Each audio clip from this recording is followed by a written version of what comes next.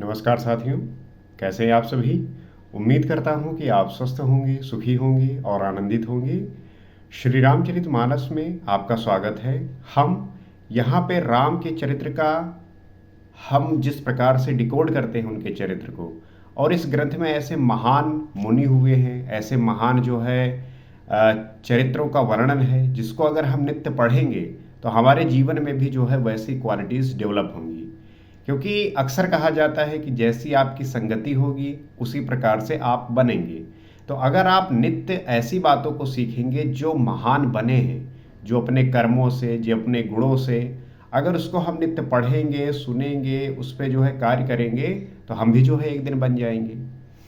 इसीलिए जो है हम श्री रामचरितमानस को नित्य पढ़ने की कोशिश करते हैं, क्योंकि इसमें जो है सीता, राम, लक्ष्मण, भरत, राजा दशरथ और गुरु वशिष्ठ, इन सब के बारे में जो है हम चर्चा करते हैं और उनके गुणों पर जो है विश्लेषण करते हैं, ताकि उनको हम जान सके, समझ सके। और साथ ही साथ उन विभिन्न विषयों को जो हमारे लिए जानना जरूरी है, जीवन में महत्वपूर्ण होती हैं, उसके बारे में हम चर्चा करते हैं। जैसे हमारे समाज में जो है कुछ ऐसे बातें हैं जो गलत तरीके से दुष्प्रचार किया गया है।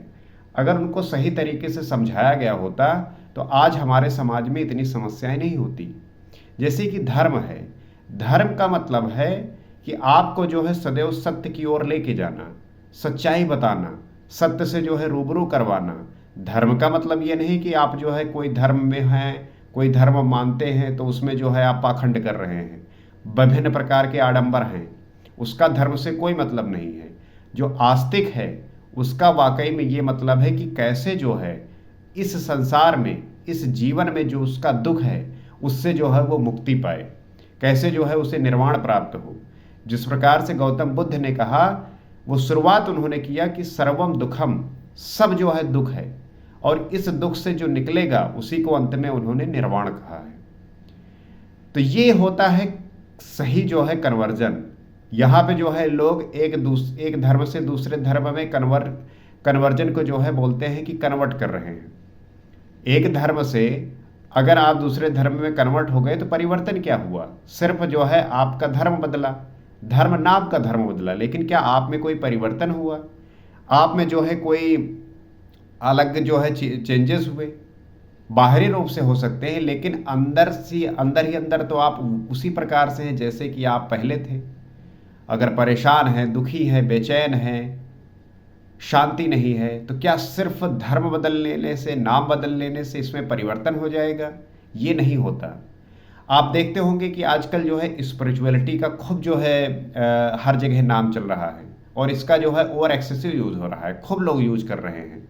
लेकिन स्पिरिचुअलिटी का वाकई में मतलब क्या है?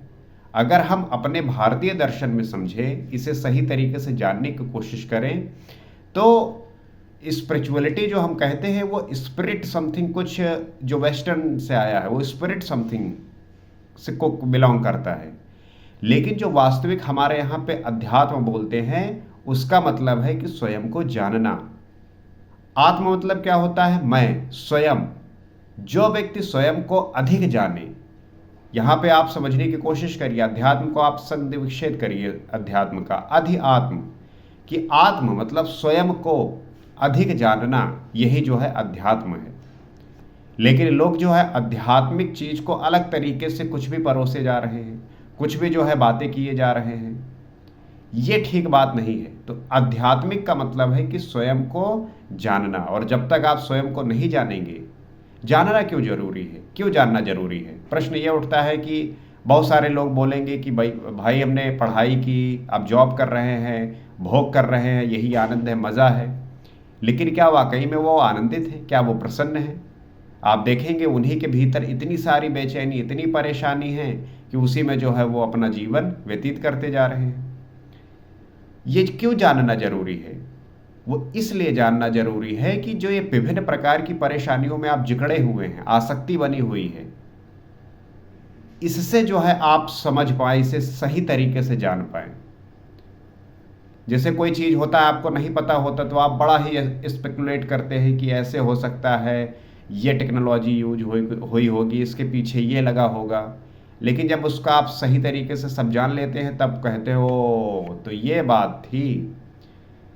तो ये जानने और समझने की ही प्रक्रिया ही अध्यात्म है। जब आप स्वयं को जान लेंगे, जब आप स्वयं से परिचित हो जाएंगे, तब जो है बात बनेगी और तभी जो है आपके विभिन्न प्रकार की परेशानियां खत्म होंगी। पिछले एपिसोड में हमने ये देखा कि किस प्रकार से जो है रानी कैकेयी जो है कह रही हैं कि राम को 14 वर्ष का वनवास और भरत को जो है राजा बनाना है, और अगर कल सुबह राम जो है मुनि के वेश धारण करके नहीं गए तो मेरा जो है मरना तय है, ये जान लीजिएगा, और आपको अपयश मिलेगा, ये भी ध्यान रखना। आगे की कथा को गोस्वामी तुलसीदास जी किस प्रकार से प्रकट कर रहे हैं, आइए देखते हैं और समझने का प्रयास करते हैं। तो लिखते हैं, अस कही कुटिल भई उठ ढाढ़ी, मानहु रोष तरंग निबाढ़ी, पाप पहार प्रगट भई सोई, भरी क्रोध जल जाई न जोई। ऐसा कहकर कुटिल कैकेयी उठ खड़ी हुई, मानो क्रोध की नदी उमड़ी हो। इस प्रकार कह के जो है कुटिल कैकेयी जो है उठ खड़ी हुई, क्योंकि उसके मन में जो है कुटिलता समाया हुआ है, और ऐसी उठी जैसे कि क्रोध की कोई नदी उमड़ी हो। स्त्री जब गुस्सा होती है, क्रोध में होती है, तब आप देखिए कि घर का माहौल कितना बिगड़ जाता है।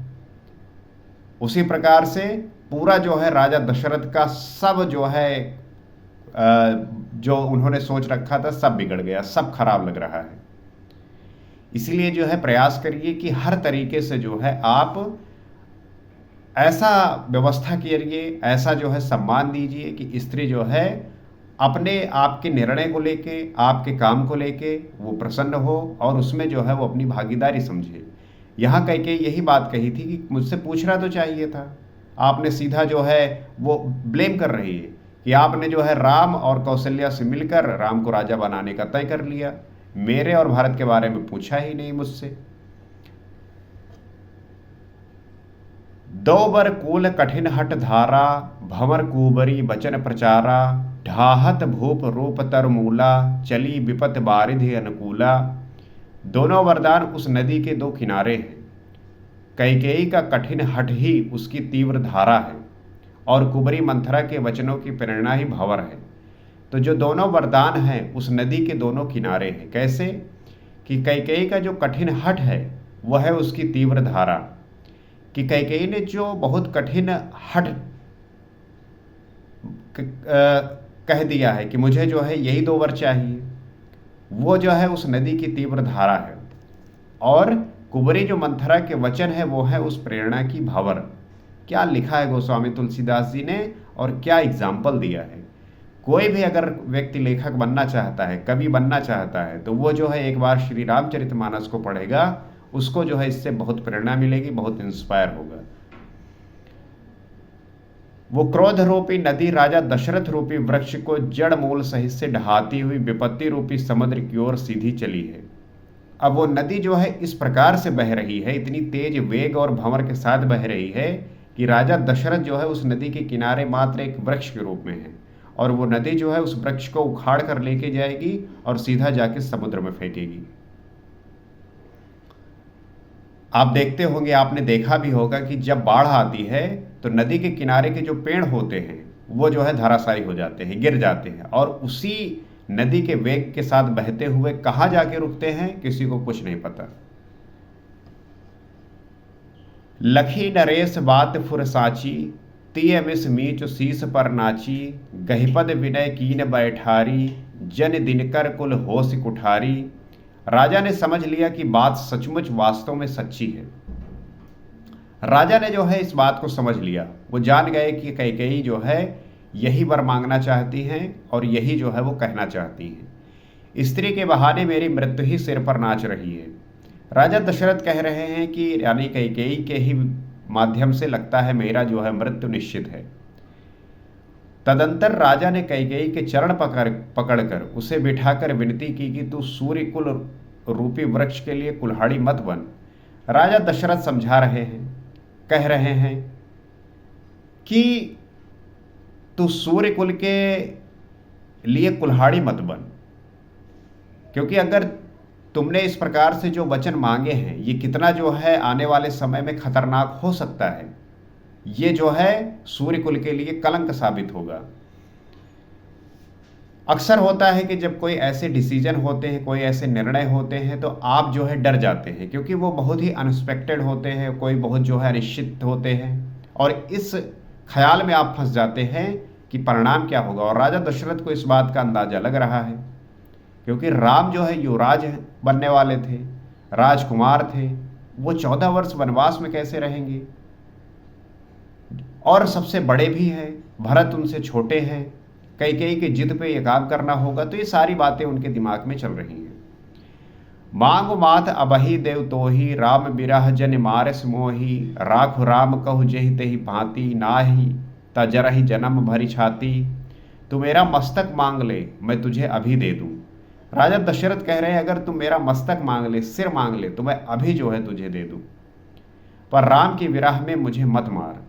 राजा दशरथ कह रहे हैं कि राम के विरह में जो है मुझे मत मार, मैं मर जाऊंगा।